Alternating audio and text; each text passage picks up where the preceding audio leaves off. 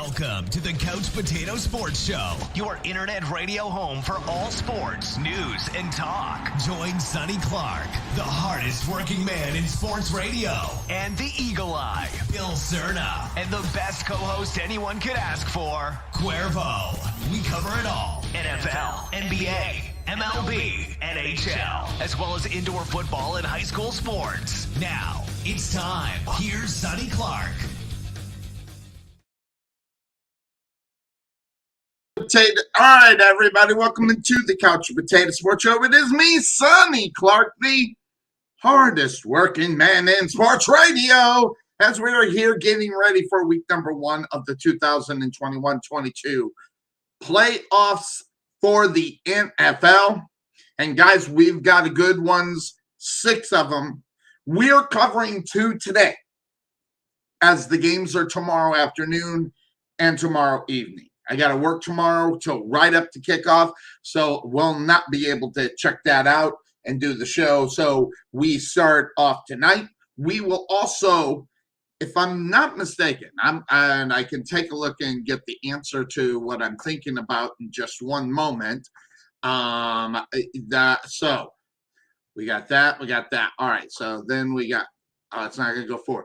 My understanding, the way it works, there'll be 4 games next week. So the way that it works, it'll be 2 on Saturday, 2 on Sunday. If there are 6, we'll still be.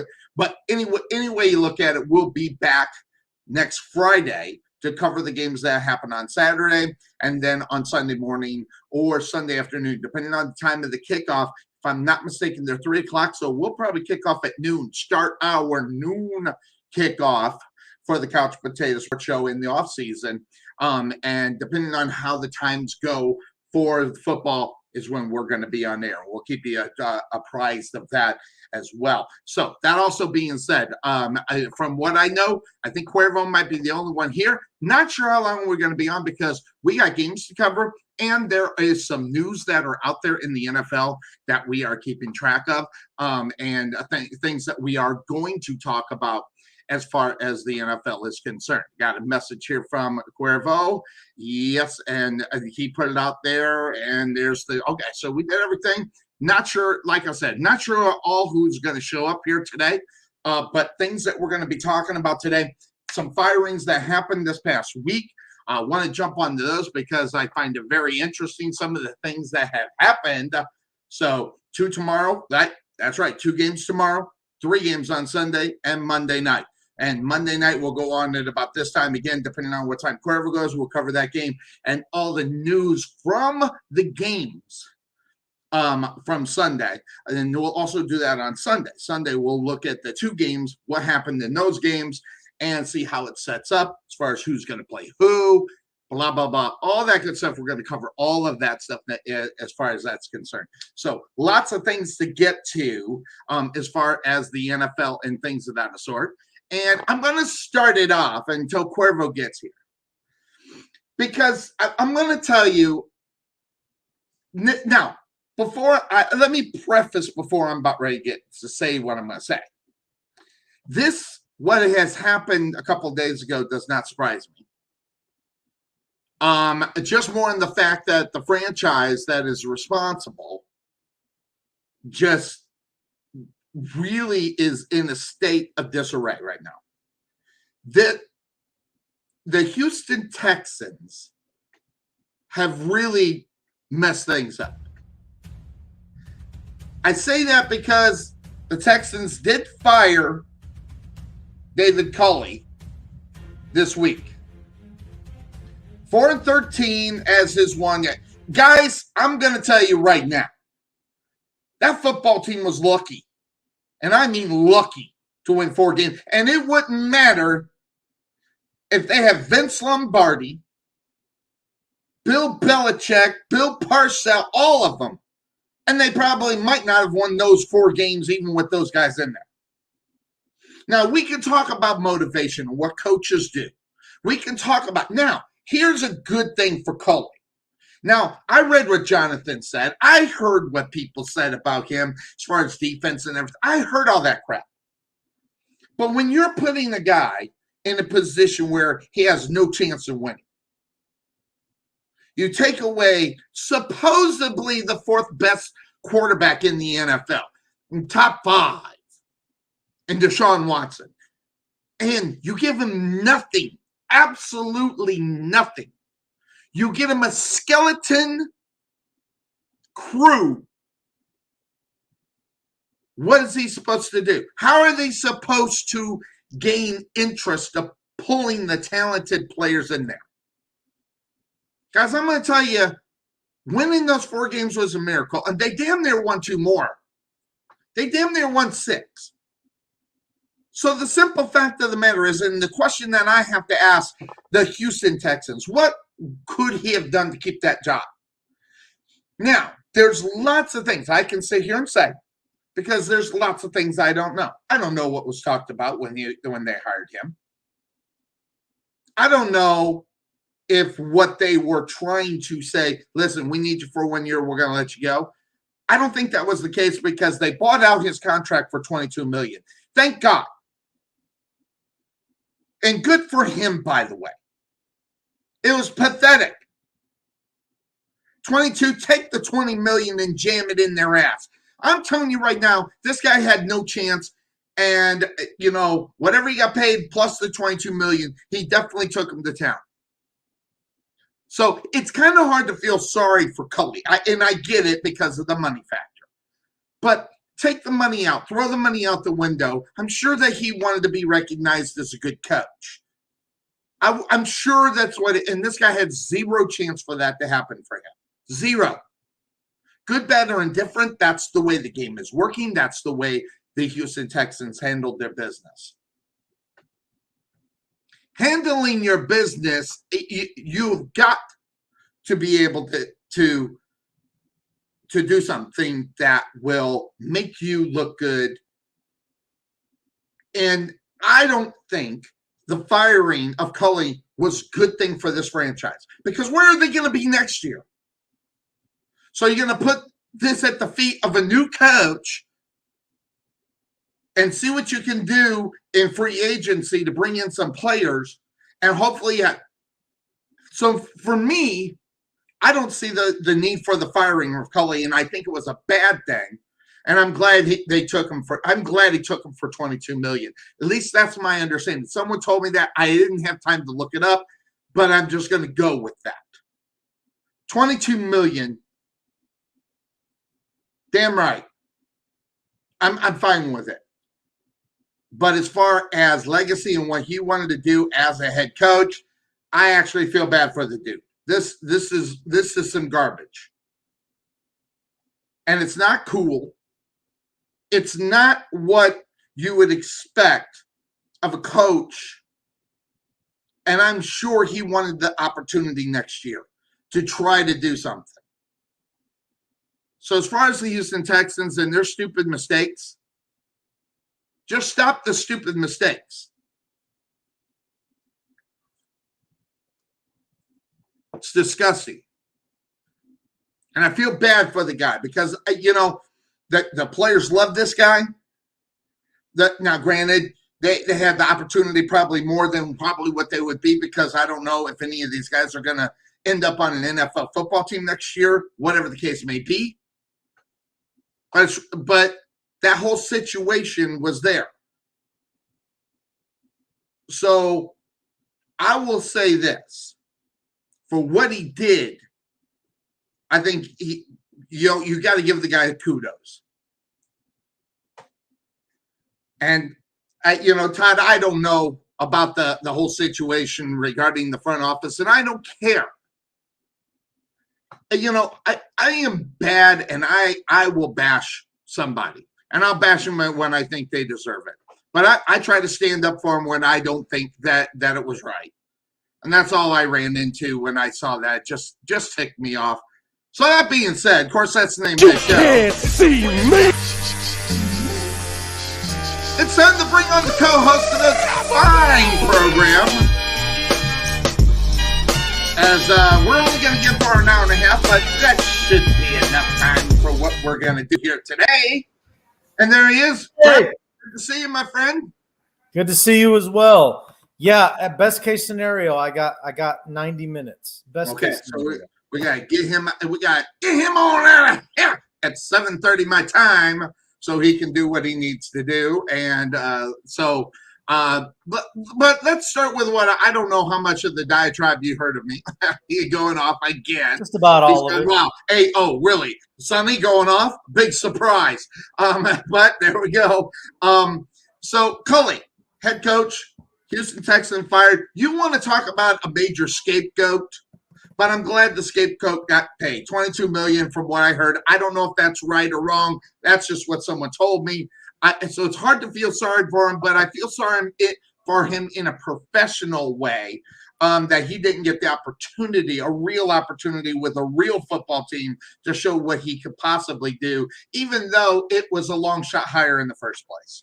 Yeah, it was, Sonny. And, it does kind of have that feeling of like, yeah, we're just going to use you for this year because we can't find anybody else, but we need a head coach to start the season. So, but you know what? I mean, hey, even if that was the case, I mean, who wouldn't want to buy into that? If you're David Culley, like, oh, so you mean to tell me you're going to pay me this many $1 million just to pretend to be a head coach for one season? I'm in. Where do I sign? Well, I'll sign up. Let's do it. Yeah, you don't blame him. And I'll tell you what, it's just like you say, Sonny, and we could throw the picture up. That man got paid. Well, and again, you're right. That is the best part of this whole thing because he did get paid. There's no question that, and by the way, deservingly so. If you're going to take it, I'm glad he got the money. But again, on a professional level of what he could do, I'm sure he wanted to go out there and maybe have another season. But here's the thing. The Texans are going to be in the same position they're going to be in next year. I mean, Cuervo, are they going to keep Deshaun Watson? They're going to let him go? I mean, can they keep him? Should they keep him? What's it look like out there? There's a lot of things. Never mind the fact, who wants to go to that football team now? I mean, seriously, you think about it, that you got some free agents and you got your choice between Denver, and I'm just throwing Denver as or the Texans. Who are you going to go to? Well, obviously, I think people are going to be going to Denver. Now, you throw them in the line with the Jacksonville Jaguars, they got a great chance of fading that up, but they got a new coach. Hey, Sonny, you can laugh if you want. You can laugh if you want. I'd rather go to Jacksonville than I would. Yeah, exactly. At least there's some sort of stability there, and what I mean by that is you got a quarterback that you have to build your future with, and I just think that Jacksonville, Sonny, and this is not to rip on your team, it just feels like they want to do it right, but they just don't know how. Houston, on the other hand, they don't know how to do anything. They can't even fire their head coach right. I mean, they waited 3 days after Black Monday to do it. Just like with the Giants. Messed up our show too, Brad. It messed up our show where we could have had a great show going on. Well, and the Giants too. The Giants did it too. Same thing with the Giants. Messed up our game. But now, that being said, Cuervo, look at your screen because here.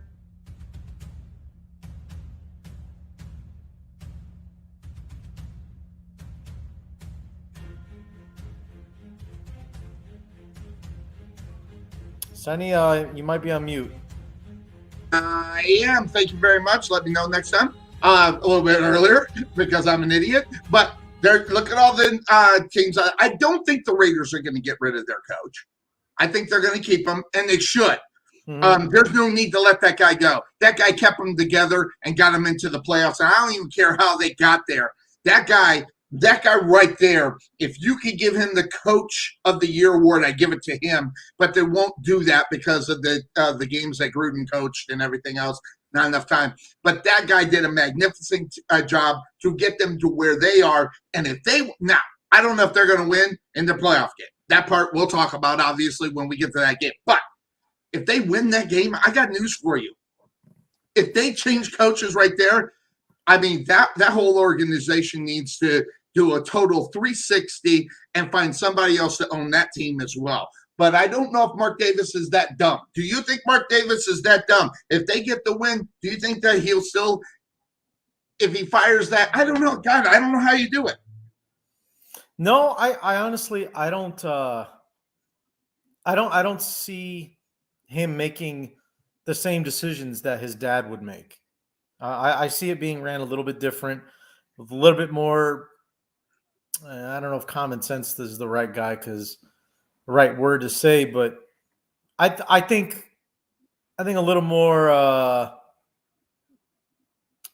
just competency really with Mark Davis is there. Absolutely. It's there. So yeah, I think he's going to have Mike Mayock, who's still the GM, if I'm not mistaken, in his ear saying, yes, I think we should keep him.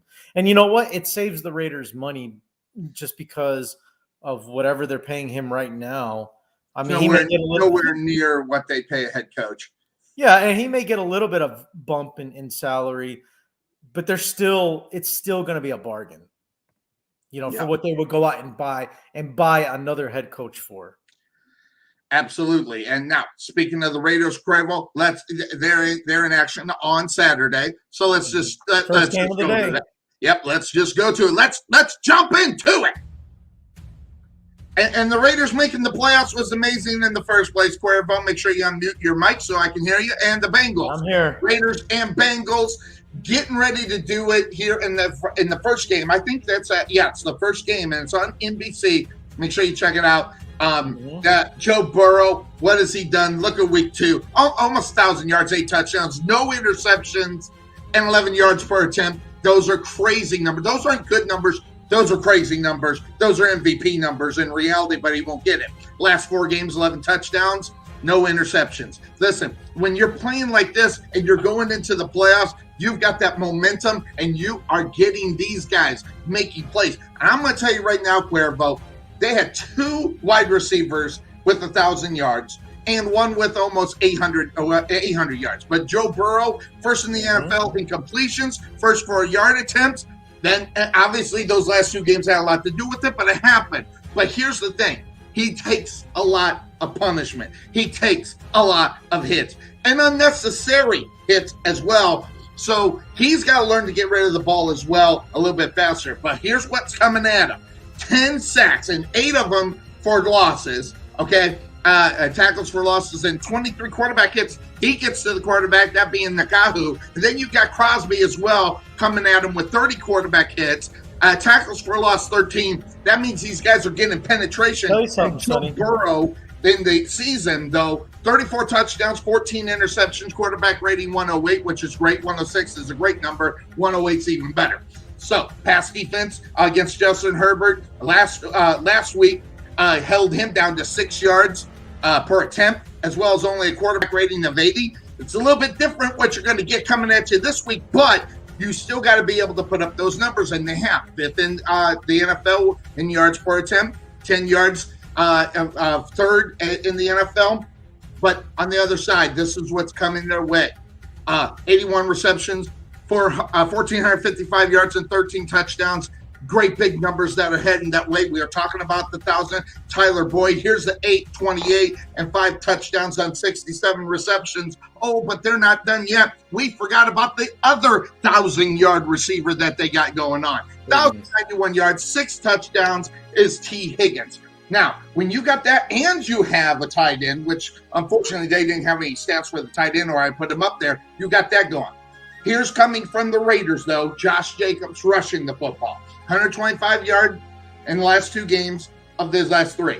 So that's good. They're getting him back in coming off the injury. But the rush defense, tied for 13th in the NFL, the Bengals, that's not stellar, but it's not bad. It's in the top of the half of the NFL. Will that be enough this week? But the pass defense, 18th in the NFL with quarterback rating 93.1, completion percentage. That's enough. That's a bad one. Down at number 26. So people can throw in this team, Cuervo. Yeah. I mean, it's not, Cincinnati, that's their weakness is, their pass defense. And now Derek Carr gets Darren Waller back. Yep. He's been finding, obviously, Renfro all season, but Zay Jones has been a guy that he's been going to a lot as well. There you go. You see it right there with Renfro. Yep. and the numbers are not there. Now, the defense coming at Derek Carr, 14 sacks with Hendrickson. I mean, that guy's been crazy this year, crazy good.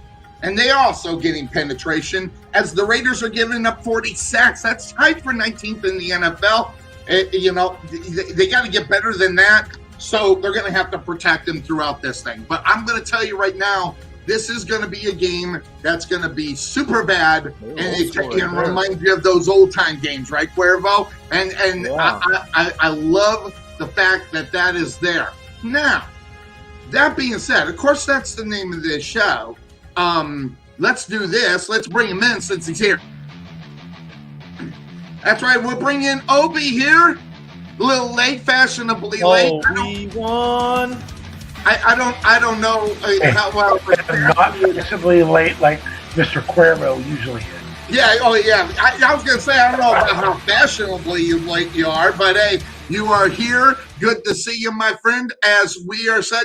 Obi, last week we saw your Cleveland Browns get to sit and watch the Pittsburgh Steelers make the playoffs, and one gentleman was almost disappointed that you weren't here last week. Bryce was a little bit disappointed he didn't get an opportunity. Just rub your face in this one. As far as that's concerned, making the playoffs and the Browns, not that they beat you, but just made the playoffs. And he was going back in time one year when you seen what Cleveland did to them. So I just wanted to let you know he was thinking about you last week. Yeah. I'm sure he was. Cheers. Yeah. Whatever. Yeah. Yeah. There we go. So now back to the game that we're talking about. I don't know, I'm just looking at this game, Cuervo, and the numbers don't lie. I mean, there were numbers everywhere, right? The Bengals offense 13th, as far as rushing. Their offense, rushing and passing, comes to 23rd. Their defense is 18th with rushing and the pass. The Raiders on the other side, when they put the numbers together, they're 11th with the rushes. As they are 28th in rushing, 6th in pass. The defense is 14th overall, 19th against the rush, and 13th against the pass.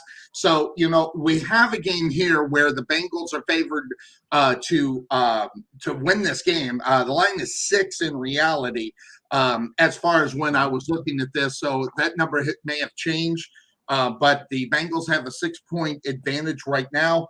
Obviously, the home field advantage helps them.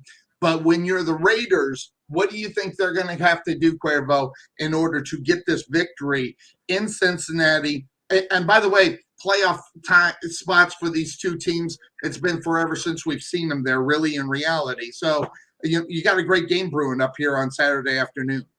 Yeah, I mean, I think the majority of the games are really good matchups, and I think we're going to have some great playoff football this weekend. One thing about that stat clip that I'm surprised they didn't show was when they played each other in week 11 and the Bengals won that game 32-13. I went back and I took a look at that game. Okay. I took a look at the stats and I took a look at what was the factors in that game. And I dove into this game a little bit more than I did the Patriots and Bills, which we're going to talk about later, of course. Right. And that's because it's a division game. You got more to go off of based on what you've seen as compared to the Bengals and the Raiders who play once every few years. So now what I think is a factor for the Raiders in this game tomorrow is one thing that did show up on that clip, and that's running the football with Josh Jacobs. Oh God, yeah. Short right there, 125 yards.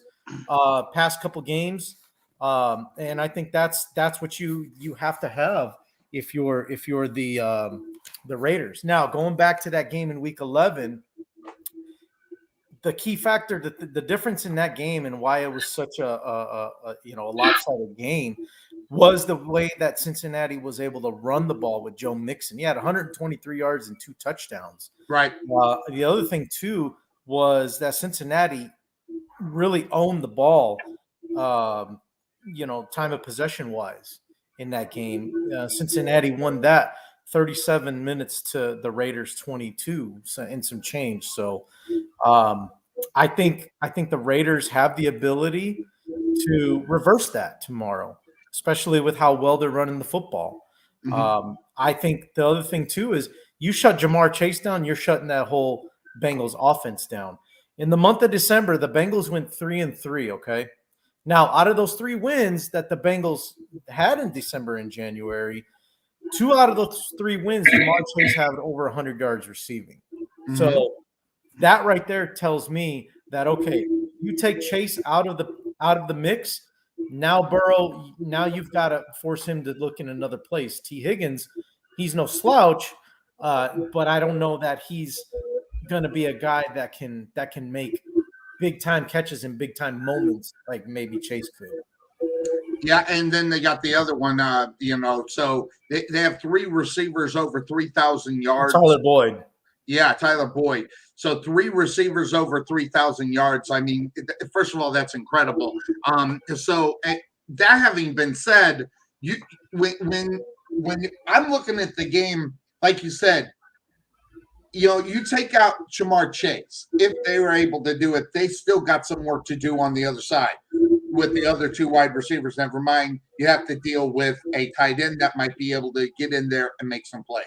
So trying to shut down one just opens the door for another. And that's where it comes into. Now, I don't know where we are as far as injuries are concerned with key players or any of that. I have not been able to get a chance to get through that. But as far as if they're going to be in this game, I think that is a big thing. I think that's something you could take a look at as far as that's concerned, as far as the Raiders are going. But when I looked at this and I asked myself, you think about the season, where Las Vegas has been, Obi, and what they have come down to make the playoffs. So there's a lot of things involved with this, whether it's their quarterback. After 8 seasons, we finally get a chance to see him in the playoffs. The whole team coming together after the whole situation of John Gruden. Then, of course, you have Ruggs with the problem with the DUI. And then this past week, there was another player, another rookie, who was a player for this team getting in trouble for the DUIs as well. So lots of things as far as the Raiders are concerned. But I think as far as when you talk about the Raiders, you talk about a team, Obi, that I think is mentally tough. They would not be where they're at right now. That is very true. But I'm going to go back to many weeks that we've been together, all 3 of us, and Bryce, and you mentioned some guy that I can't remember his name, but I think he was with the Jaguars or the Panthers that sometimes comes on the show. Yeah, tomorrow's game. Yes. What does he say? A lot of times, tomorrow's game, I think between the Raiders and the Bengals, or Sunday's game, whatever, it's going to be one in the trenches. Yep.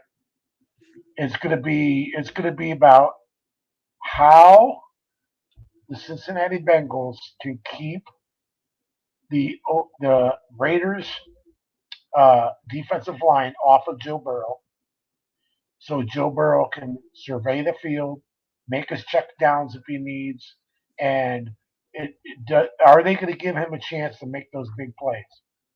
Now, what's very interesting, the last few weeks, you notice that a lot of the big plays that the Cincinnati Bengals had was not really Joe Burrow throwing 20, 30 yards down the field. It was like these 10 yards, 15 yards, like ins or outs, gets it to Jamar Chase, and he breaks it for a big one. You cannot defend speed. Yep, that's a good point. Yep. Jamar Chase has speed. And this is one of the games that I've had a little bit more difficulty in kind of pinning, okay, who has the advantages. The Raiders has a lot of emotional advantages. The emotional advantage of overcoming, the John Gruden thing.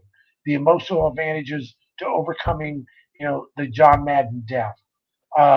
They've had, DUIs and here and there. Lots of things are going on off the field that they've been able to overcome.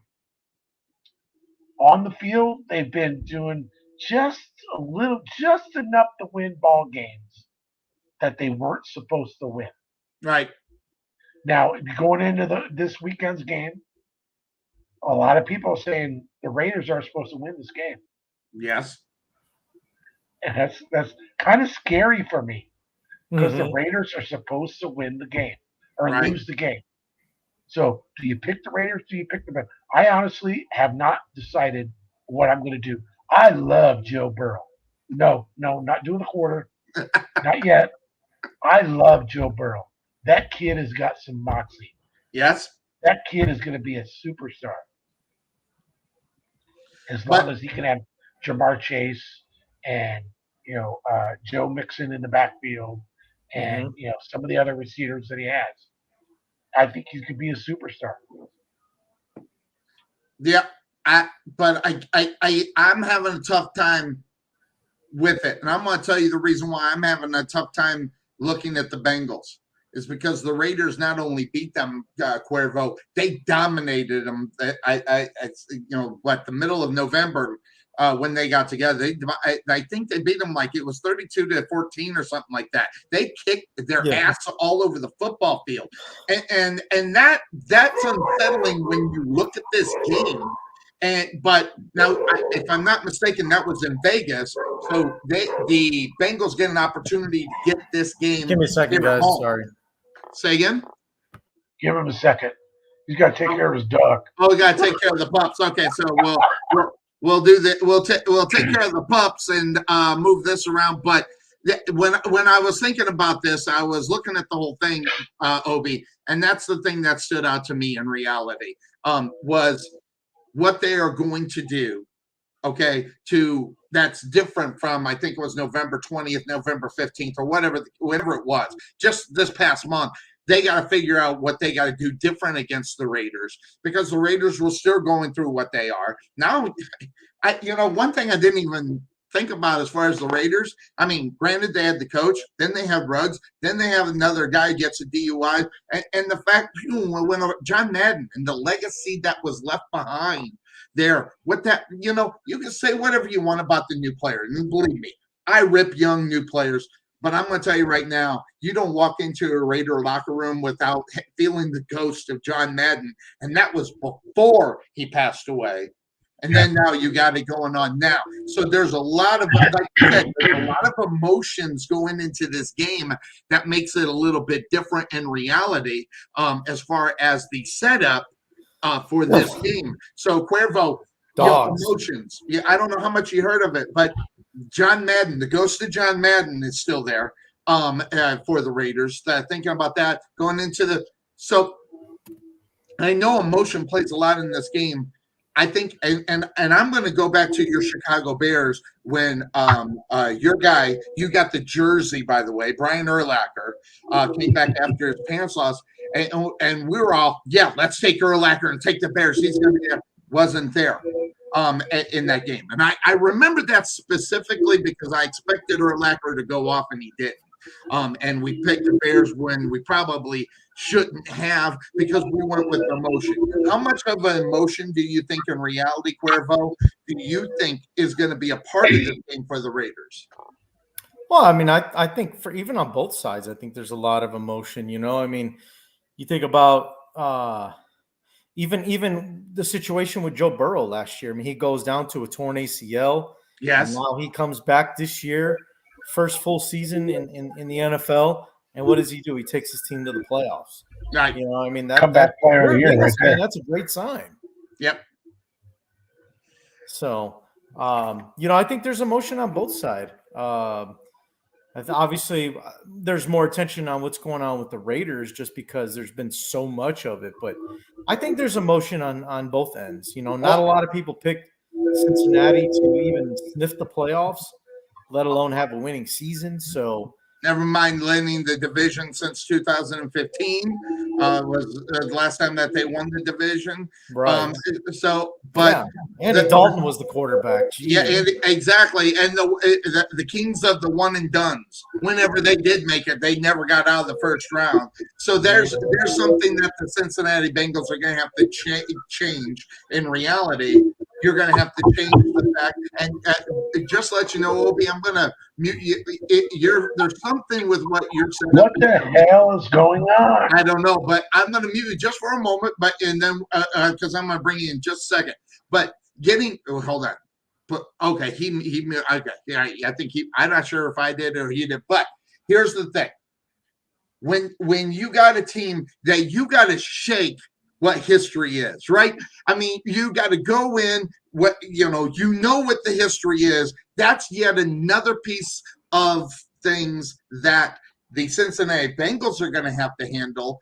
In reality, yeah, try that. See if that might work, and hopefully we won't be too loud and bother the whole house there for you.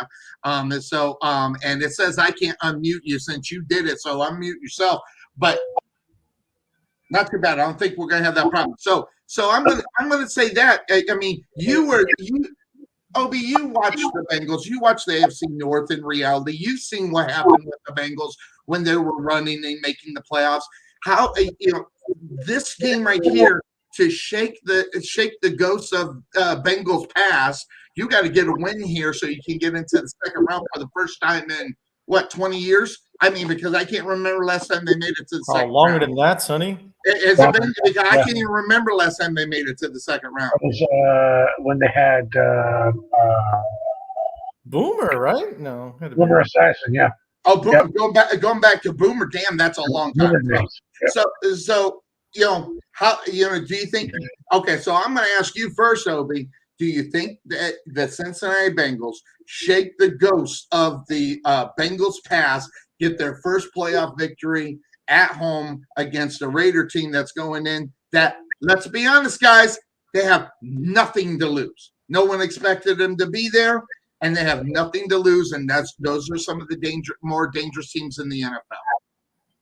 I can't give you a pick because I haven't decided yet. Oh, well then all right, and I will go to Cuervo. Let me tell you. Okay. I agree with Cuervo. There is emotion on both sides. There is a lot, just for the Raiders, a lot of emotion for this year and their season.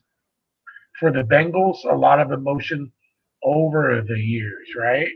And now the beginning of the season, we all got together. I want a show of hands of how many of us picked the Cincinnati Bengals to win the division. No, none. Because why? Because zero. Because Sonny has it. Because I don't really go very far without this. But go ahead. So nobody picked, and we're just a bunch of guys that get together and love to talk football, right? Mm-hmm. We're not these so-called experts. Sonny does. He is the hardest working man in sports. Yes, but I'm going to say, there is a lot of emotion on both sides. I could tell you where I'm leaning towards Cincinnati. Mm-hmm. Maybe that's just my Ohio blood in me. Don't know yet, but I'm leaning Cincinnati. This is the only game that I have not decided on who's going to win the game. And by the way, just for future picks, just to let you know, for future games this weekend, I do have a couple of upsets coming. Oh, okay, cool. So we'll get those maybe one night game, I don't know, or on Sunday. I do have breaking news, by the way. Oh, wait. So is it regarding this game or just in general? No, it's in regards of Arizona Cardinals.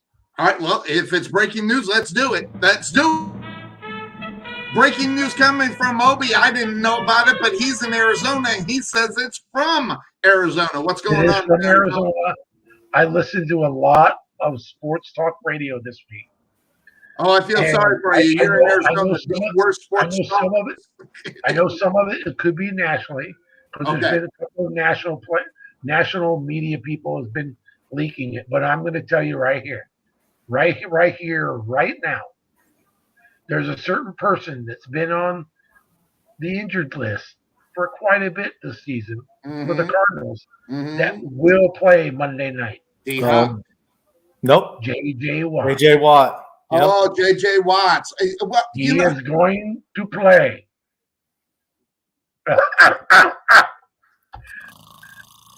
Oh, jeez. Oh, I'm sorry. Wake me up when it's breaking news. Or wake me up when he can walk out to the field without getting another injury, just walking to the field. I'm just telling you. It's By been the a way, question mark of whether he was going to play or not. oh, okay. So, and they were talking about even having him sit out another week, in case they won, then he'd be available for next week. Well, But they know they can't do that. He's been all over the news. He's been dropping hints there, here, and there. He's going to play Monday night. He has to play because if he's going to play in a playoff game this year, it's going to have to be the one. But we'll talk about that later. But anyway, to answer your question, like you said, we're not experts. We come on here. Old Sonny, I have 7 of these for the last 7 years. I've kept all 7 of them. But that's how much of a life I have, which is not much. But that said, Cincinnati, I had Cincinnati finishing last in this division. Cuervo had Cincinnati finishing last in this division. And let's see here. Jonathan, I got to find it. It's the AFC North, right? AFC North. He had Cincinnati finishing in last place. And Jim, where's your prediction? Jim had Cincinnati finishing last in this division. What about Mr. Bryce? That's an AFC North for Bryce. Bryce had. He's finishing last. Wait. AFC. It's AFC North, right? Yeah. How many drinks have we had so far? Wait, no kidding, right? If I jumped up on that. Well, the problem is I wrote it down really small. Bryce, there it is.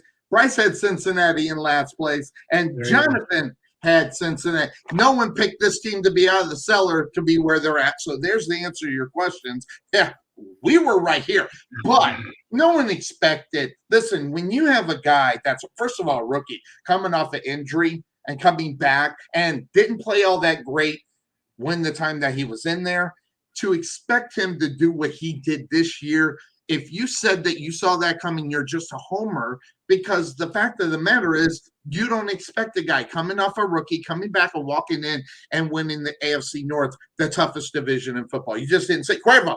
I mean, you didn't see it. So much so, you had him finishing last just like me behind Cleveland, who you had in second, and Baltimore, who were in third. So, no, mark that. You had Baltimore in second and Pittsburgh in third. So the Browns winning the division. Had Browns winning the division. He did. Holy crap, yeah, hanging out. So, but yeah, I had the Browns winning. I'm gonna.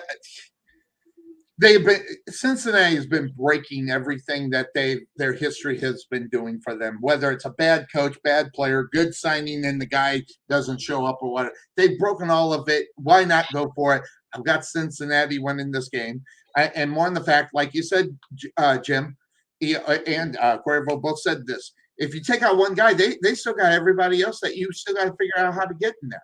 So, and a tight end. Now, tight end isn't anything to write home mom about, but I got news for you. That guy's going to see some action. I can't pronounce his name. Let me try to. I'm gonna tear his name up. That's right. I didn't want. It's Zuma. Zuma.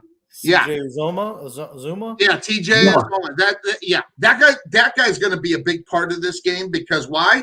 They got 3 other guys they got to figure out. And if you slide that guy right down in the slot and move him right in the middle of the field, that guy's going to get some action. So they're going to come up with something a little bit different, at least I think. I have Cincinnati win the game by 10. I think the run for the Raiders. Now, that having been said, if the Raiders win, they got to have a big game coming from Derek Carr. And I don't know if they're going to be able to do it, because they're going to have to run the football. So whether or not they'll be able to run the football in order for them to get the success on the pass will be a big question. So I'm going Cincinnati. Again, their defenses, both these defenses are right there. These defenses are the same. as far as their rankings. Let me see here, and I'll do it. The Raiders defense is 19th against the rush, 13th against the pass. The Bengals are 5th against the rush, so that's where I wonder if they'll be able to rush the football, and 26th against the pass. So they know which way they're going in reality. So that the fact that Cincinnati stops the rush, I think, is going to be a big reason why they win this football game. So, Cuervo, who do you got? And then I don't know if Jim will have an answer or not. He'll get me his pick before the game starts. But, Cuervo, who do you think is going to win and why? You know, like I said, I mean, I think about the game earlier in the season that they had.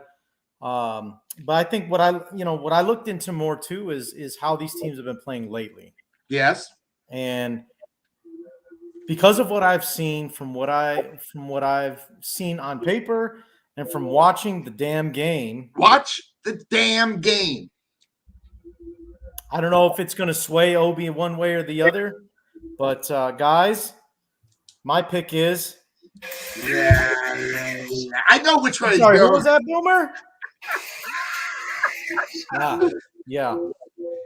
I'm taking the Raiders. Look, I know it looks flashy. It's a flashy toy in Cincinnati. You know, when the passing game is on and Burrow to chase deep is working, and it's tough to beat them, right? Here's what I see though. Since that loss that the Raiders took against Kansas City, I think they lost 41-9 or something like that. Yeah, they got their ass handed to them. Guys, they've gone 4-0 since then. All right.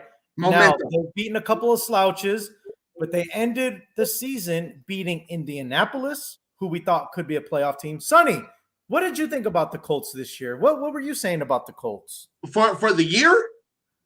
Yeah. Or what going into the playoffs? Going into the playoffs. It's about, first of all, it's about the running game. And the fact of the matter is the rest of it came together and they had the momentum going into the playoffs that I did not think, as long as they got that running game going, the momentum was definitely on the Colts' side. That was your Super Bowl pick, right? That was my Super Bowl pick. Okay, yeah. So we have one that thinks highly of, and I'm sure a lot of people thought highly of the Colts. The Raiders went into Indianapolis and beat them. Yes. Then last week, you look at how they won that game last week. All right, yeah, they couldn't stop Justin Herbert on third down. When it was all said and done, though, the Raiders found a way to get it done. Look, my point is, yes, we talked about the emotion of the Raiders all season long, and that you think about, though, what they've done in the month of December and January. What I like about the Raiders the most is the battle testing that they've gone through, and that they've found ways to win games that they may necessarily not were supposed to win. Again, Colts. A lot of people didn't like them against the Chargers, myself included. I actually picked the Chargers to win that game last week. But ever since that ass whooping they took against the Kansas City Chiefs, the Raiders have been pretty impressive. All right. Now, the guy that I'm looking for to make some noise on the defensive side, and he gave Justin Herbert fits last week, is Max Crosby. Yes. That's going to be the guy we need to watch out for. Look for him to be chasing down Joey Burrow in that backfield. All right. And on top of that, the Raiders are running the football very well right now. So to me, that's going to be tough. So I'm going to ask, I don't know if he's ready. Obi, are you ready to, I don't know, did we sway you into a pick, or are you going to send me the pick on Saturday? I'll give you the pick now. Pick now. Bengals win by 10. That's what I think. I think Bengals, and that's the number 10. Yep.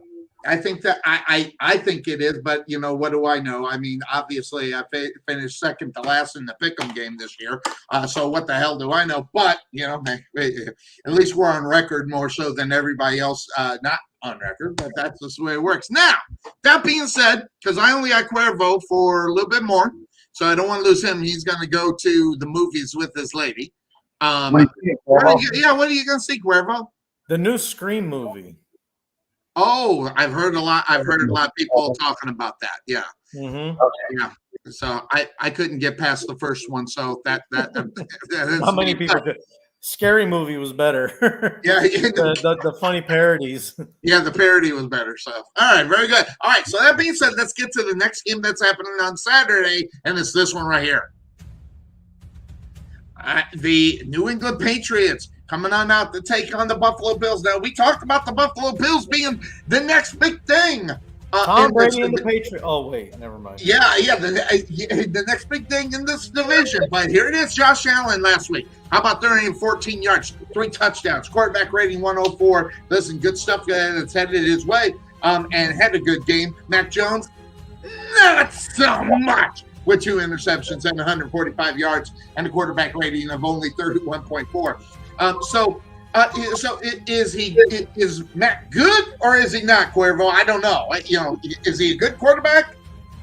Not lately. Not lately, but Stephon Diggs has been getting it from his quarterback and has had a great season this year. 13 targets, 7 receptions, 85 yards last week. And they are going to keep finding Stephon Diggs. And that's going to be key into this game because he is the guy. But you got to go on the other side. Listen, it's no slouch, okay? Emmanuel Sanders, when he is in the game, now heard 4 touchdowns, 444 yards. Good stuff for him. And Cole Beasley, will he be available? That's the big question for him. And this guy is the slot master, I call it. So they need to have him available and get there. But how about Gabriel Davis on the other side? And then you have Dalton Knox. I mean, there are a lot of weapons for Allen to be able to throw to. So what are they going to do? Who's going to go? I don't know. The pass defense for the Patriots, 23 interceptions. That's good for second in the NFL. Keeping the completions down, they're second in the NFL in that as well. Quarterback rating, second in the NFL. Yards per attempt, tied for second in. The defense is pretty damn good. But when you look at Mac Jones, 261 yards last week and an interception, the interception is really what killed him. But at the same time, you see what he's done all year long. Only 13 interceptions to 23 touchdowns.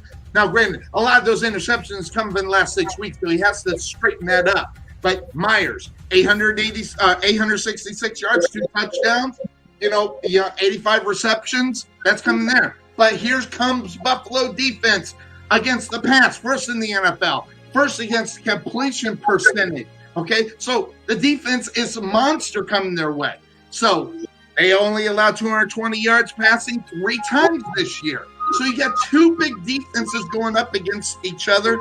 But the difference is 9 sacks, 10 quarterback hits last week. Not 1, not 2, not 3, not 4, not 5, 6, 7, but 9 sacks. Huh? But it was the Jets. So they're tied for 11th with 42. But if you would have took those 9 off, they would have slid down to about 20th. So, those numbers, watch the damn game. But 28 sacks allowed for the O-line for the Patriots. That's tied for 3rd. So you look at that. That's, you gotta like that. So they're getting protection for the rookie quarterbacks to hopefully not make mistakes. And you can say whatever you want. You got to be able to make big plays. Number 1, though, for the points per game and on 3rd down are the Buffalo Bills. Then you got a rushing game coming your way with 870 yards and 7 touchdowns with Singletary. Don't let this guy slip out in the open. He's going to make some big plays. So that being said, when you're looking at this game, you got to watch out for it. So the rush defense, though, from the Patriots, tied for 22nd. So guess what? I think we're going to see some running. Singletary might have an opportunity here. So there's an open door for them. So what they do, how they do it is going to be the biggest question in reality. So when I say this, I come into this game going, man, who's it going to be in reality?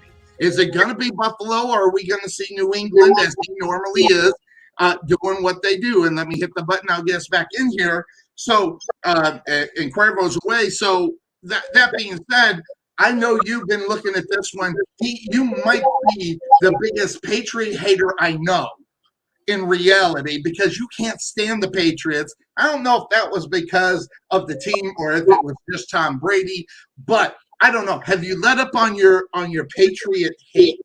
Patriots, as you like to call them, or have you changed your mind about it? are still the Patriots, buddy. Okay, all right. I Still the Patriots. thought that might be the case, but I wanted to give you an opportunity. But They're still the Patriots. I hated them because of Tom Brady. I hated him because of Bill Belichick. Just, I mean, year after year after year, they win, and just gets tiring. I'm going to tell you something right now. This game right here, upset number one. The Patriots go into Buffalo and beat the Bills on Saturday. You think the Patriots are going to roll into Buffalo and get the victory against the Buffalo Bills? You betcha. All right, you're going to have to explain your insanity. I mean, explain your method of why you say that. What was one of the people I said why I hate the Patriots? It's Bill Belichick. He thrives on this kind of games. He does. He knows how to stop what he wants to stop. Right. Yep. He makes you win the game a different way. And here's the thing. Here's the other caveat. It's going to be damn cold in Buffalo. Right. And that doesn't bother the Patriots. Nope, because it it's doesn't. damn cold in New England. So it doesn't bother either team.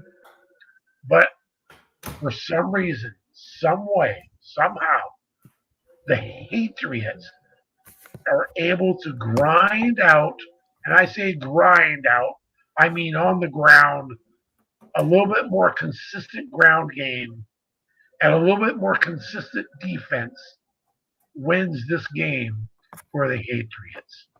I don't want to say it, but I just did. The Patriots go into Buffalo and come out with a win. It's going to be, are you ready? 20-17. 2017, a field goal going in there.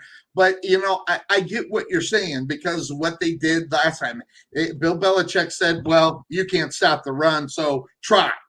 Yep. And he said, I'm just gonna shove it down your throat until you stop me. But a great game in order for them to do that because the wind was out crazy and Mac Jones would have had 3 interceptions. So he's the master of last-minute tactics to figure out what it takes to win a football game. There's no question. I'm telling you right now, I know everybody thinks that I've lost my mind or I'm just stupid. But I'm telling you right now, they need to change the name of the Lombardi Trophy to the Belichick Trophy. Like I'm telling you right now, that guy figured it out. And if it wasn't for two lucky head catches from the Giants or whatever the heck, they'd have 2 more. Okay? So that is definitely on their side as far as coaching. But really, is it though, Cuervo? Because when you look at the Buffalo Bills, that coaching staff, they got guys that are being interviewed all over the NFL right now. Okay? So that is where I'm running. I think that's a problem for Buffalo. I mean, instead of sitting down, getting ready for your game, your playoff lives on the line, you're out interviewing. I hate that. That's the dumbest move that they could possibly do. I don't even know why it happened or why they allowed it. But they had 3 coaches out on interviews during your run into the playoffs. It's got stupid written all over it. Listen, I'm not the brightest guy in the world, but where's your attention span? It has to be on the game. Sonny, I don't know that those guys actually have the request was put in, and I know because the Bears specifically have requested to interview both offensive and defensive coordinator, Brian Dable, the OC, and Leslie Frazier, the DC. Now, I don't know if they actually interviewed yet. They interviewed Leslie Frazier. Leslie Frazier had an actual interview, just to let you know. By the way, Bears, do not hire Leslie Frazier. I just like the idea of Bears alumni being Bears alumni, and Leslie's one of them. As a head coach, maybe I back off a little bit now on defensive coordinator. Yes. But would I mind him as the DC? No, I wouldn't mind that. I would be okay with it. I'm backing off of that one. I don't think I want him as Thank you, Cuervo. I'm glad you Yeah. came to your senses, because all you got to do is take a look at Minnesota, and that right there tells you where he's at.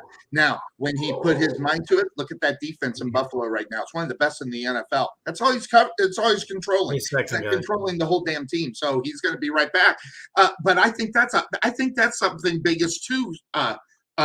Obi is the fact that Leslie Frazier is able to just scope down. And that's where I think this is where it's going to be a problem in reality for the New England Patriots. Because the defense coming from Leslie Frazier, if you go back and you look at some of those defenses when he was the coach for the Minnesota Vikings, their dominance, they brought back the purple people eater thing for a reason. Okay, because they were doing the name. They were bringing back what they needed to bring back in order to be called that. Now, all he's doing is making the defense one of the best in the NFL. But the problem with him doing as great a job as he is, the team that's right below him or might even be equal or one above him is the New England Patriots. So that's where I get this. And when I was looking at the game, I asked myself the question. I looked at coaching. Normally, during the year, I don't look at coaching unless it's a bitch slap right across your face.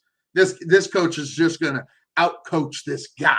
Okay, that don't happen very much during the season. I don't care about that. But when it comes to these games, when you're going into playoffs, coaching has a lot to do with that.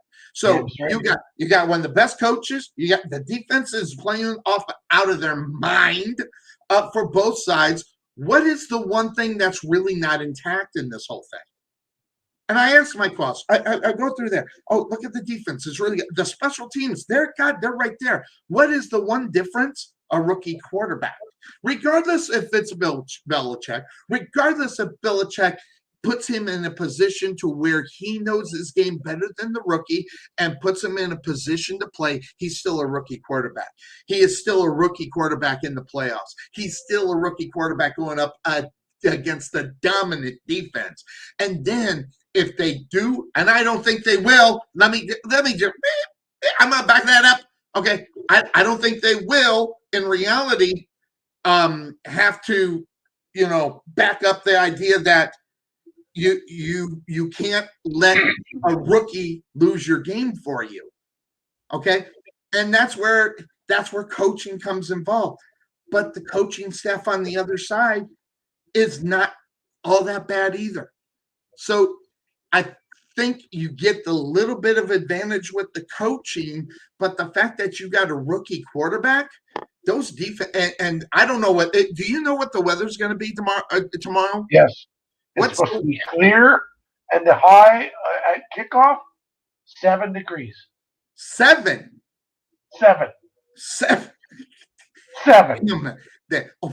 For old people like us, that's not just cold. That's friggin' a cold. So you're not a wind chill either. Yeah, and you had the wind chill, and that'll be another factor. I don't know what the wind is going to be, and I haven't checked that out. I probably should, But that being said, with the 7 degrees, guys. That's 7 degrees. That's What's the temperature outside, guys? 1. Yeah, but that's beach weather. Yeah, but both of these teams are used to that.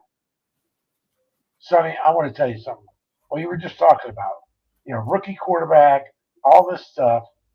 Bill Belichick, the dude's got a freaking mind on him. Yes. If he was a smart man this week, which I think he's a pretty smart man, he would have taken Mr. Jones and sat him down in a room and locked the door behind him. And before he did that, said, "Son, chew his ass? Son, I'm going to put this in, and I want you to watch this." Way back when, we had a quarterback named Drew Bledsoe. Uh-huh. He got hurt. And who did we put in? Tom Brady. Go. And what did he do the rest of that season? He won us the fucking Super Bowl. Right. Sit down and watch this, son. This is what's going to happen on Saturday night. You're going to listen to me, and you're going to listen to me, period. And we're going to win this ball game. That's what's going to happen Saturday night. Rudy level right there. It is. I like it. I like it a lot. But I looked at the whole game as a whole, and there's only one negative on the whole thing in reality, and that's the rookie quarterback. Now, Bill Belichick, I don't know what he does in order to motivate young players. Being the ancient fossil that he is, He's the right? figure. He's a grandfather figure. I think No kidding, right? I mean, but this guy still has a way to get into young players. Why is that? I think I have an idea, Sonny. Go ahead. You tell me, and I'll write down my answer, and I'll see if you go ahead. I think the way that Belichick motivates young guys is to remind them that nobody's giving them a shot. Okay. And he pulls up whether it's the point spread or whether it's the experts picks, and you see Buffalo, or whatever the case may be. Okay. He shows that and he says, "You guys have no shot." Everybody's saying you got no shot. So what are you going to do about it? Just like that right before that Super Bowl, I want to say it was which one was it? I want to say it was against the Rams. I think it was their first one. Okay. Oh yeah, the Rams, yeah, with Kurt Warner, right? Right. I think that was the one. The show on turf. Right. What he did, and I'm sure you guys have seen this before, and you're gonna be like, "Oh yeah, I remember seeing that." He displayed. I guess the in St. Louis they had already made a route in the city of the parade that they were going to make. I remember that when they because they were supposed to be New England that year in the Super Bowl. So they're like, "All right, guys, hey, check it out. So here's the St. Louis whatever paper. Parade route. This is the route that they're going to use. Okay, they're going to make a left on this street." And he showed them that the route that the Rams were going to use for their parade after they won the Super Bowl. That's all that team needed to hear. And they went out there and they pulled it off. Cuervo, that's Michael Jordan-esque right there. Well, it's funny you were mentioning that because I was thinking the same thing. Anything to his advantage. Exactly. And people can shit. I'm going to just use the word. They're going to shit on Belichick all they want and call him a cheater or whatever. But one thing he does well is he can motivate the hell out of you. He'll make you want to run through a wall. Yep. After hearing him, and it's not even that he yells or that he uses aggressive, vulgar language. It's just what he says. Not even necessarily how. Imagine you being on the other side or playing for a team, and the other team is like, "Oh yeah, we've already made our route for our parade, and you guys haven't even played the game yet. How here's the thing. Fired up would you be for that?" Here's the thing: is I think he uses, like you said, he doesn't use foul language, or he could, but he doesn't raise his voice. You don't see him that kind of. He's one of those guys that Sonny will know is like the old school kind of guy. He gets right up here and gets in your face. Listen. Yes. He's like, we're going to have a talk. And you're going to focus on me only. And that's what he does with that team. He gets them in that locker room. And he gets in the middle. Everybody's all sitting on the bench and everything. He's like, all right, boys. Here's St. Louis. See up on the projector, they have the parade route. They're going to turn left and right and here and there, whatever. What are you looking at, boys? But that's all he has to say. I would think that's all he would have to say. I look at it a little bit different. I don't know if that, maybe for that game it is, but here's the thing. Over the years, if there's anybody in the wrestling business, there's a term, and I'm going to educate you a little bit. It's called reinventing yourself and reinventing your character in order to be who you are. The best at it, in my opinion, is Chris Jericho. He has reinvented himself, and in a close second is The Undertaker. They have to reinvent how they do what they do. By the way, Sonny, I didn't like that biker persona he tried pulling for a while. The Undertaker was not a fan of it at all. Was not a fan of the what? What? The persona that he tried to use, like being a biker guy. Yes. Biker guy. I understand. The Undertaker's always the Undertaker, man. No. Did not work. He was known as the American Badass, is what he was known as. Yeah, and he rode a motorcycle to it. Now, still didn't work. Just to let you know, he'd be the first to tell you that did not work. But at the same time, he was willing to take the chance. And that's something I kind of look at Belichick and a guy that has to be able to recreate what he does in order to listen. When you win 7 Super Bowls, you can't just do the same thing over and over and over and over. I don't think so. I think that there is something that is part of that says, listen, we can continue to do it. But what I think happens is that when they bring in the players after they've won 4, 5, 6, now 7, they know Belichick is going to lead them in the right direction in order to get where they're getting.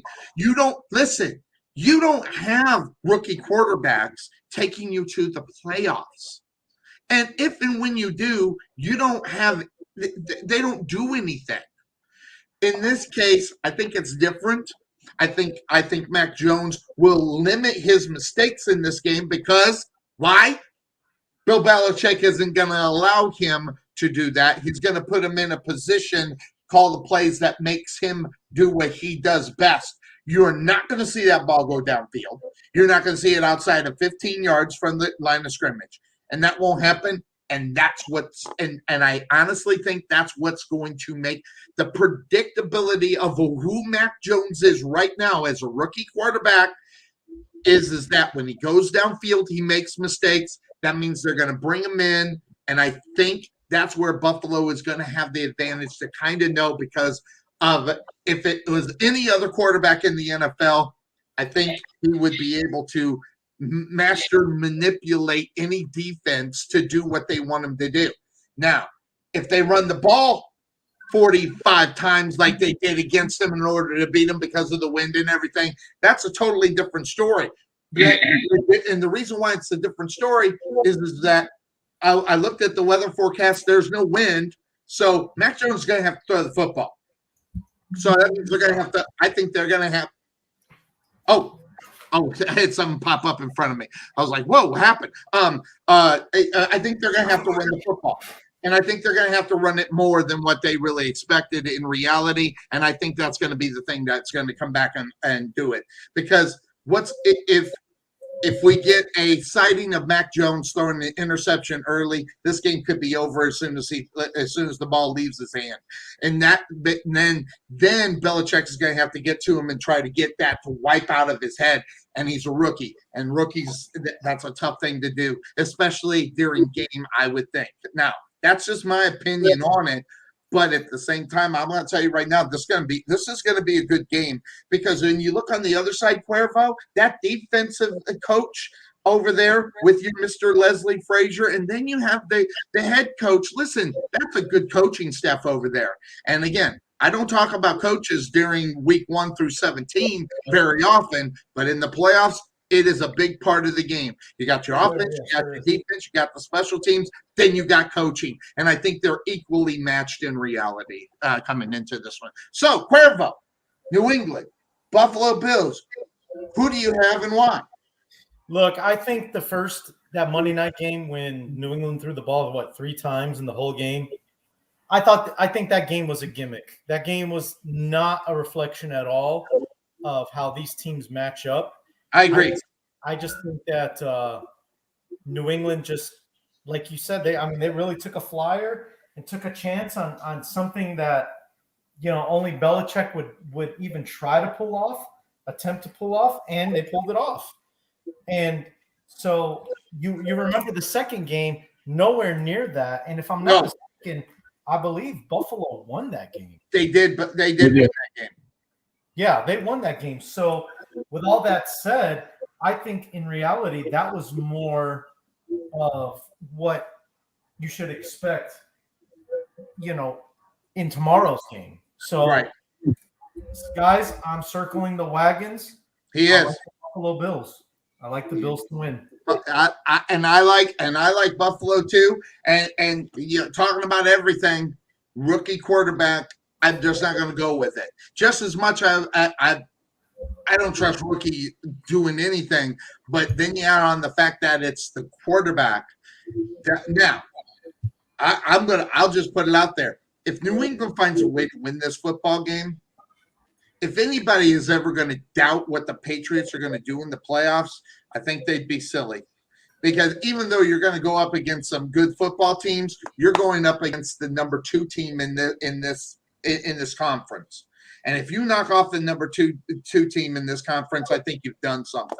Not only that, and they got a chance to do that. Why? Because Josh Allen knows how to throw up a stinker every once in a while, and I know Jim knows that because that's one of the reasons why he is thinking that this could be that stinker. This could be, but look at what Josh Allen did last year in the playoffs, and I love what he. So he got the experience under his belt as a quarterback in the playoffs last year, which I will tell you is a big thing for him coming into this game. So I know this guy so well sometimes it's almost scary, but it's all about what the New England Patriots are able to do on first and second down. Absolutely.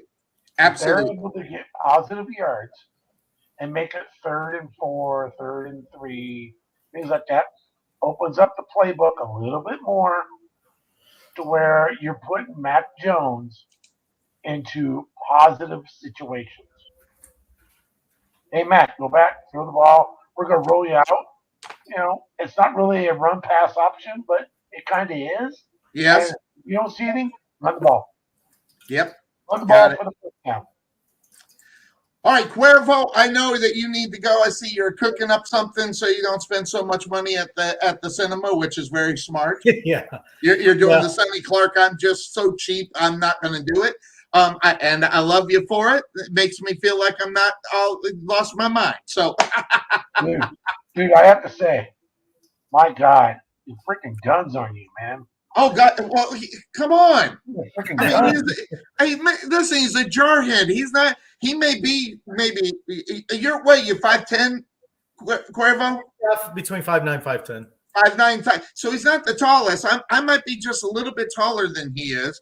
But this guy wiped me out just with his pinky. I mean, come on. I mean, Jarhead's got the strength. That's the reason why they well.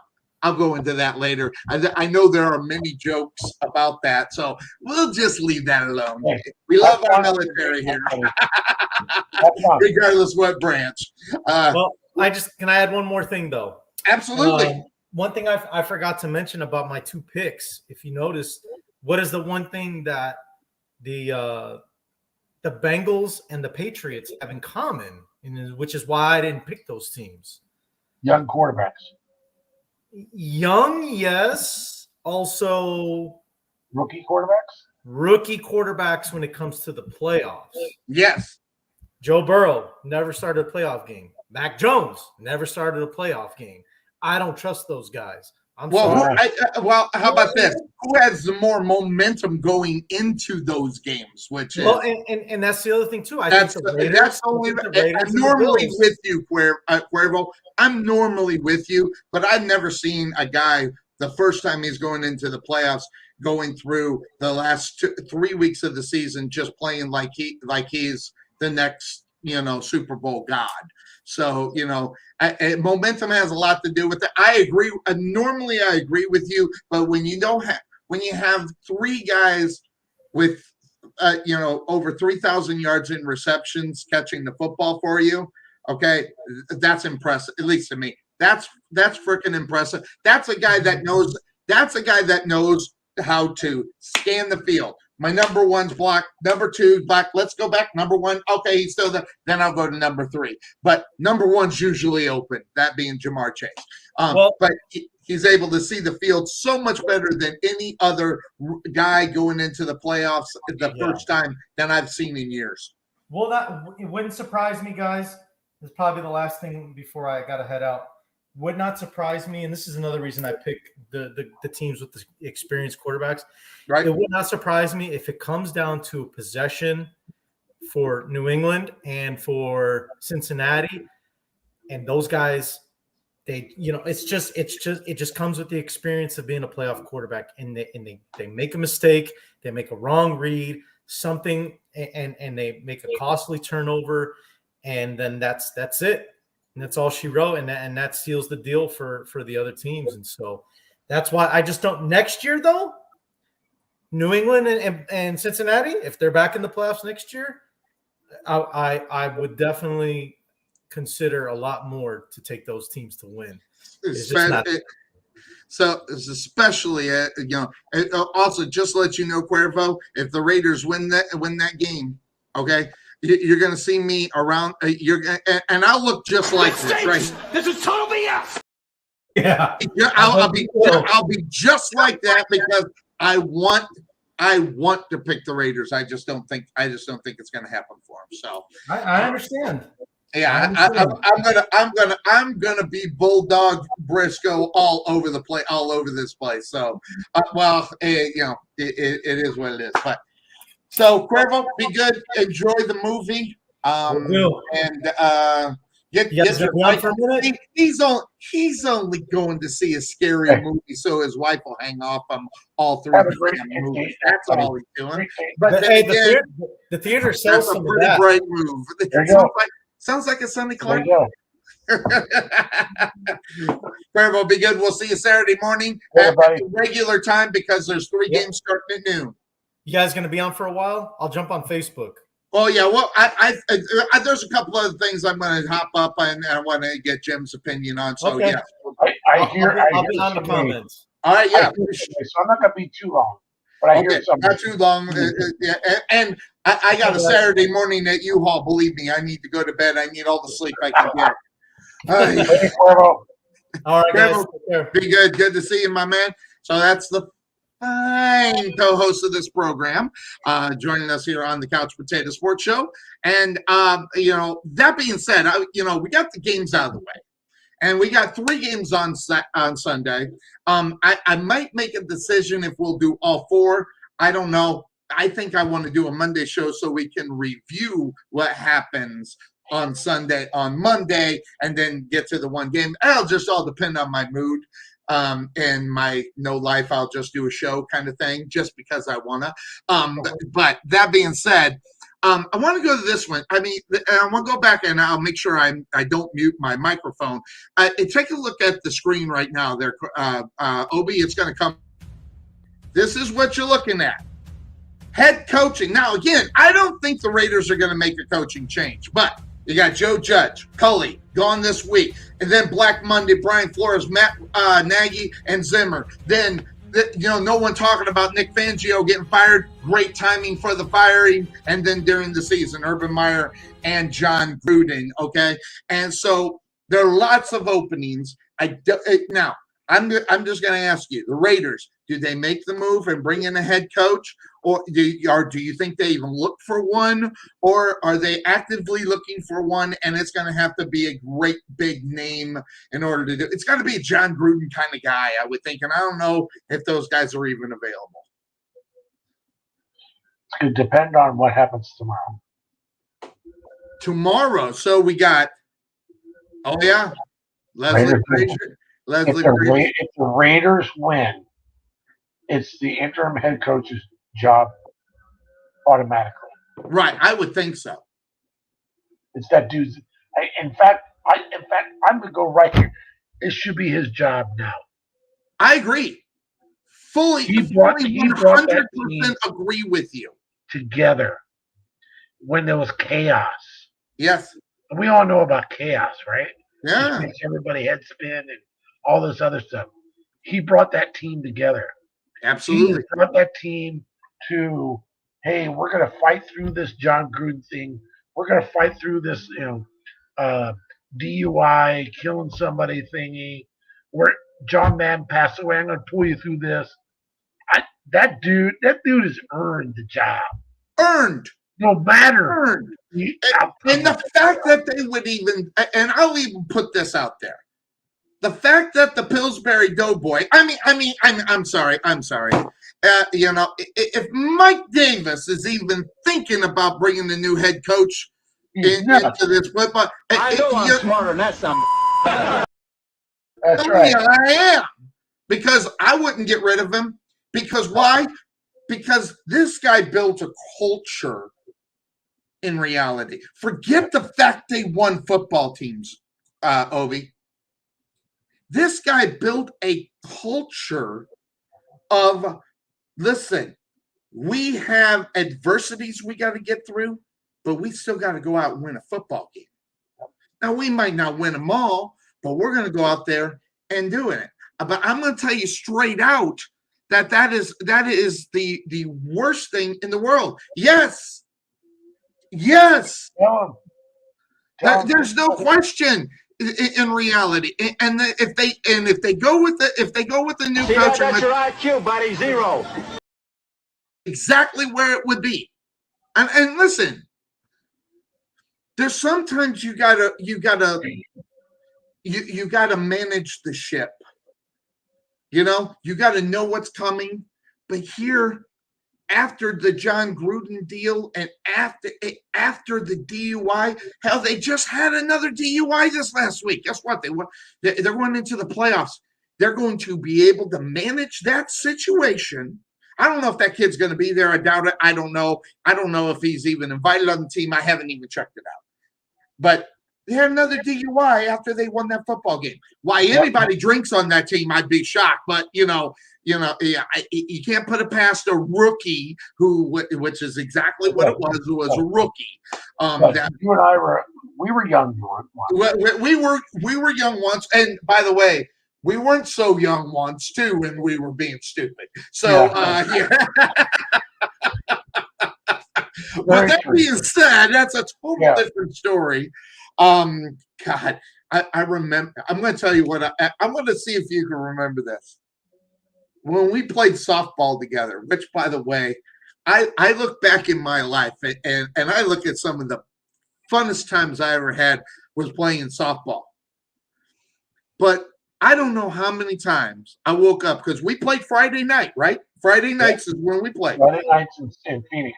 I cannot tell you how many times I woke up Saturday morning and had to bandage my right leg because of that grain that we were sliding on. And dude, we didn't care. We didn't care. We're sliding anyway. We would have went head first and had that to me is the way I have defined my sports, the way I do this show, the way I played. I didn't care I was going to tear up my leg like I did the week before and had all the what's that stuff, that ointment on there and getting all the grime out of it. I didn't care. Didn't care because I wanted to win. I didn't care. That's the way I looked at it. And I did it against you. By the way, you pissed me off so much. I don't want to lose to you. I love you, but I didn't want to lose to you. Just like my brother winning the pick'em game. I love him, but he pissed me off. But still love you. But that's just the way I am. That's the old school mentality, I think.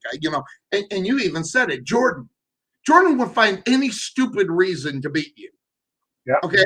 Your beard's not straight. He'd figure out a way to make that a motivator and go out and whip you or make you look stupid. That's the way I was. Now, I was not always successful. You and your damn golf game. You just piss me. Anyway. Oh, hey, how about my bowling game too, buddy? You did? Did you get a hammer? How about a bowling game, huh? You bought a bowling what? Let's go bowling. Yeah, but I don't know where my hammer is. I'm not gonna bowl without a hammer. I still have my hammer, buddy. I within the moves, I've lost both my black and my burgundy hammers. Okay. Oh man, I love those. Oh man. Yeah. Anyway, but yeah, and my bowling shoes, which were the coolest in the world, by the way. Take away from that, But that's the way. And see, and when guys half-ass it, that bothers me. That means they don't play the game with the passion that they need, at least in my opinion, that they need to play in. You go in, you want to win. In reality, all you got to do is come to this show and say, "Hey, Sonny, tell me a little bit about her." This is what's great about sports. This is what the greatest thing about sports is. You play to win the game. Hello? You play to win the game. Hello! You don't play to just play it. That's the great thing about sports. You play to win. And I don't care if you don't have any wins. You go play to win. When you start telling me it doesn't matter, then retire. Get out. Play to win the game, Herm. When you tell me that it doesn't matter, you got to get out. And I don't care if you're my age. I don't care if you're a 19-year-old, if you don't play to win the game, or you're just pissing it away because you're making the millions and millions that you're making. I don't think you should be allowed to play the game. But that's just Sonny, and that's what it is. Not just all right, I think we're at the hour. You got to bail. I'm going to have to bail, but I wanted to say that I've been salivating all freaking day to come on here. Uh-huh. And I was hoping that Cuervo would be on till the end, but it's just I love it. It's a lot of good times. Yes. It's hey, like you said, I'm not an expert. Nope. But I've watched years and years and years of football. Yep. I coach sports. I've done sports, and so. And my brother, a lot of stuff that I say on this show, I get from my brother. Yeah. He should come on the show. My older brother is probably one of the brightest minds in football there ever was. Right. And he has gotten screwed over at his high school that he's been for years about being the head coach of football. He's going to retire in a year and a half. So he's done. That boat is sailed. Right. But here's the thing is, so back when he was he teaches at our alma mater high school. Wow. He went there. He went to school, got his education in history, and went back to the high school that him and I graduated from, and has been there for 32 years. Wow. God. And when he first started there, he was an assistant coach for the football team. And there was another guy that was an assistant coach as well. And he was from a rival like high school, but he came and did his assistant coaching at our high school. Well, then he left and he went back to his alma mater. And he's been there ever since as the head coach. Wow. A winning program. Wow. Every flipping year, a winning program. And my brother and I talk about, man, dude, if you would have got the head coaching job at our high school, what a freaking rivalry that would have been. Absolutely. You against him. Oh, my God. Year after year, because they knew each other inside and out. Right. Algie was more offensive-minded, but my brother was more defensive-minded, and he knew how to defend Algie's offense. Oh, man, that would have been great. I would have. It's just you two should do a show. You guys come on. You come on my show and do a show called Obi and Obi. It'd be great. There you go. Yeah, it would be good. I mean, him and I, we grew up Browns fans. He's very, very, very. He's even more critical of Browns than I am. It must have been a tough life for the last 35 years being a Browns. Yeah, I tell you, I think I tell you this every week. When the Cleveland Browns win the Super Bowl, what am I going to do? Before I die, when they win the Super Bowl, what am I going to do, Sonny? You're going to dance a jig. I'm going to dance a jig, and the very freaking next day, I'm going to go out to the local tattoo parlor and I'm going to get the tattoo of the Cleveland Browns helmet and the year we won the Super Bowl. Hey, and guess what? I don't, just in case you didn't know, by that time you'll be on blood thinners and you won't be allowed to be able to get a tattoo. So okay, then I'm going to go out and get one of those ones you get out of a bubblegum machine. Yeah.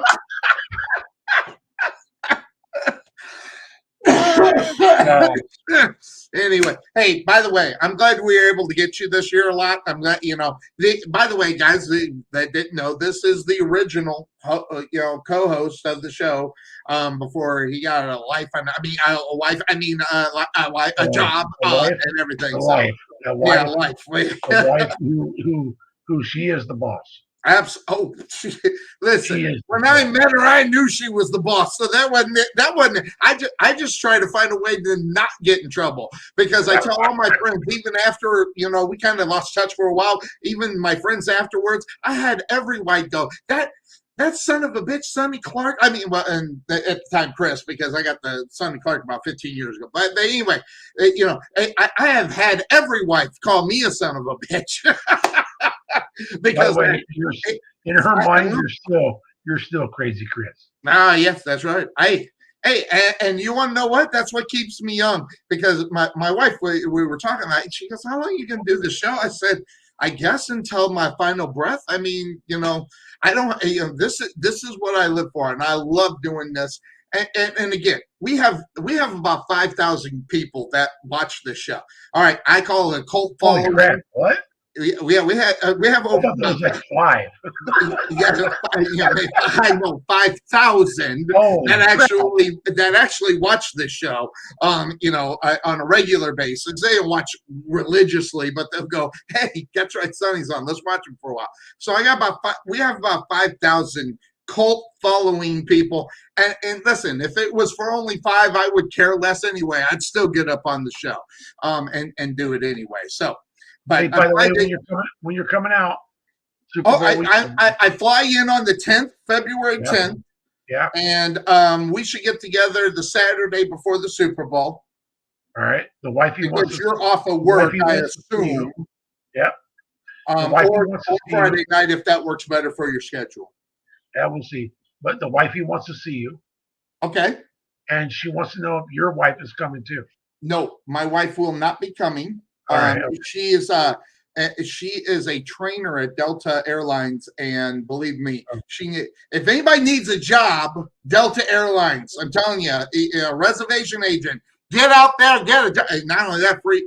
Now I'm flying Spirit. I'm flying Spirit Airlines. Round trip was $60. Okay, so now I might be able to get the free airline ticket from Delta, but it'd take me 9 hours to get there because I'd have to go to one place in order to get there. And by the time I eat in the place, I'd spend $60. So I might as well just just head on over. So, but that's what I'll do. So I'll keep you apprised, and we'll do that. Whether we go out, whether I go to your place, wherever, we'll figure it out. Definitely, we're getting together. Definitely get together. And I gotta see if I can find another one of my crazies that watch this show. And see if I can find him and get him out there too. So, but I'm sure we'll drive over here. So, right? Yeah, well, that too. Why not? Let's just close down the. Hey, let's break out the karaoke bar. That's what I say. Let's just do it. Of course. Where I'm taking you doesn't have karaoke. Sorry. Oh, okay. All right. Well, hey, maybe so no Casey and the Sunshine Band. No sex machine for you. Or Love Shack, right? Yeah, right. Yeah, exactly. No Hootie. Rudy, oh yeah. You sing the lead, I sing harmony. I mean, no Hootie. Yep. All right, my man. We digress on this show or what? That's the reason why I like doing the halftime. We just get completely off of the reason why we're on this show. So, all right, my friend. Be good. Great talking to you. We'll see you Sunday. Right? You gonna make a Sunday? You think or no? I'm gonna try for a little bit. Hey, Bryce will be there. You know that first hour. Oh my God! I'm gonna try. Oh! He. By the way, when do the Steelers play? Do they play Sunday? Sunday? Yeah. So, he'll be there. You know, Obi, you know he'll be there. By the way, they're gonna get bitch slapped. Oh, they're gonna get skull drugged like you wouldn't believe. And I don't know. Will he have enough to admit that it's going to happen? I don't know. We'll find out. I don't see him doing it, but hey, it is what it is. I think the Kansas City Chiefs are in that position to where they're going to flip on the switch. Oh, all right. We've been on cruise control for a while. That defense has figured it out, Jim. The last 6 weeks of the season, they figured it out. Because their defense was their biggest problem. And, hey, you can say whatever you want about Patrick Mahomes. He's never the problem, even though he's a problem sometimes. But overall, he's not the problem. Overall, with their defense. And their defense put it together. Patrick Mahomes has learned when to throw it away. And that's not easy. Nope. He's learned when to do it. Good to see you, my friend. We'll see you later, buddy. We'll see you tomorrow or Monday, whatever the case may be. We'll catch you sometime. All right, big man. Good to see you. Bye. He is Obi-Wan up on the show. Now, guys, that's going to take me. I did the video, so if I take the time to do the videos, I'm going to try to talk about it. Now, so that being said, we talked about the coaches that are available. And listen, there is a lot of coaches that are out there. There are a lot of jobs that are out there. And say whatever you want in reality about the coaching. Let's just bring it. Here it is. Out of all these teams, I think there's one team that I'd want to coach, and that's the Minnesota Vikings. I honestly think out of all of them, except the Raiders, I take the Raiders if that job opens. But I think it's the Minnesota Viking job that's more appealing for me. Who do you think is the best coaching job? Where would you coach if you were going to coach? But I'm telling you, I like Minnesota. I like what's going on, even with Kirk Cousins one more year and do it. But really, what killed our Black Monday show was this guy getting fired today. Well, actually yesterday, as the Giants go ahead, get rid of this guy. And I'm telling you, it was the third down quarterback sneak play that got this guy fired. Because I'm telling you right now, they were going to keep this guy. They were going to run with this guy for one more year. Good, bad, or indifferent. It depends upon what you think about it. But I've been watching Giant football forever. Okay? And Joe Judge had to go. That third down call might have been the worst. And listen, watch a lot of football over the years. I'm going to tell you right now, I think that play call might have been the worst I've ever seen. And so much so, I would have ran out to the football field and did the Vince McMahon on it. Right? Yeah! That would have been it. I would have dragged him by his scruff of his neck and just kicked his sorry ass out of my stadium, and that would have been it. Now that's just me. Yeah, I have never been one to ever hide what I'm usually feeling about people unless I absolutely have to. But in that case, that would have been enough. And this after, the Giants said, Judge and Jones need one more year to be able to prove themselves. And he just threw that away. He threw it away. So where are the Giants going to go from here? I'm going to tell you right now, the Cowboys are loving this whole thing. But there should be one guy, and I'm going to put it out here, and Dallas Cowboy fans are going to hate me. But the Giants need to go after Quinn, the defense coordinator for the Dallas Cowboys. That's where he needs to go. Needs to be able to, and Dan Quinn is he right now. He's from what all I'm reading, he's the front runner for the Denver Broncos right now. So, but Dan Quinn said no to the Jacksonville Jaguars. Oh, really? You don't say? Yeah, I'm not going to take that job. I don't blame him. Dan Quinn is a guy that's got skills. I mean, Atlanta, listen, after the Super Bowl, it don't matter who the coach of that football team was. Matt Ryan would still be in the quarterback slump that he is. And listen, guy, that's just keeping it real. Listen. So the Atlanta Falcons job is an interesting. I'm really interested in where they're going to go at the quarterback position. Really interested where they will go. So we'll watch for that. How Atlanta does in as far as the draft, or do they go out and get a quarterback? Some quarterbacks will be able to be gotten. Will Atlanta be an attractive enough job at the quarterback position for a quarterback who might be available to go to? Now, think about what the division of football that they're playing in. Okay, listen, the Saints are dismantled. Only thing they got going over there for them is Sean Payton. Right now, the Panthers are at a loss in reality.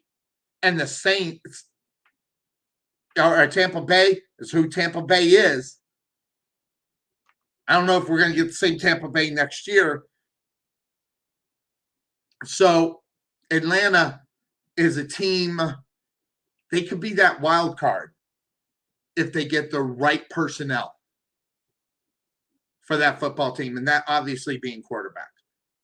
The days of Matt Ryan being the quarterback of this football team have got to be over. And I'm telling you right now, if they decide to go ahead and do this and keep Matt Ryan, depending on what's going to happen up in New York, and even though we've seen this, I have to find a reason to play it, but I'm serious about this. Yes, this guy right here, guy that don't make it to the end zone when he should make the touchdown. Listen, guys, I'm going to tell you that Daniel Jones would not be a bad get for the Atlanta Falcons. Now, I don't know if he can be gotten, or I don't know where he is on the contract or whatever the case may be. But the Giants, with their new GM and the different directions they may or may not go, Daniel Jones probably could be gotten for something. And Atlanta probably needs to do something. Now, granted, listen, Daniel Jones has got skills. I'm telling you right now, he's got skills. He is just on a bad football team. That guy, I hope he gets the opportunity. And I don't know if it's Atlanta, but Atlanta should be definitely figuring out what they could do to deal to get him. I don't know how many quarterbacks that are going to be ready to go or could be gotten or not, but I think Daniel Jones is one that could be gotten. And it wouldn't be the worst. Listen, before he got hurt, he was actually playing somewhat well. The defense let this team down a lot. Now, so did Daniel Jones, but Daniel Jones was trying to make things happen. And we'll never get away from that clip of him not making it. And listen, you can have that guy that always has that thing that they go, but you also have that guy sometimes come out to be a pretty damn good football team. Listen, there are many examples. All you got to do is go watch Football Follies, okay, and see guys who are great big superstars have the worst game of their life and end up on a Folly football or a weekly shot with me bashing them down. So, I don't know. The Atlanta Falcons are a football team that are in a very bad position. But they're in a division where the Saints right now don't have a quarterback. The Panthers are in disarray right now. And if you get something in Atlanta, you got a couple of good wide receivers on that football team. I think there's something in my mind. He went out for some mental things, but and I think a lot of that had to do with the fact their team sucked. So that's the reason why Calvin Ridley, that guy's a badass. So watch out for him. So, all right, guys, that's all I really got. I just having a good time, having fun here on a Friday night. And I'm about ready to crash so I can be ready for a long day Saturday. So we will catch you back here on the Couch Potato Sports Show on Sunday morning. We are going to kick it off at 9 o'clock. So make sure you join us then. We'll do 3 hours or forever. You see how we go on Fridays or on Sunday mornings. So we'll see if we make it 3 hours. If we don't, we don't. If we do, we do. Until then, have yourself a good Saturday. Enjoy the NFL games tomorrow. We'll see you Sunday. We'll talk about those games as well as the 3 games that are on tap on Sunday. Everybody have a good one. I'm Sonny Clark, the hardest working man in sports radio. Have yourself a great night. I'm out here. Bye-bye.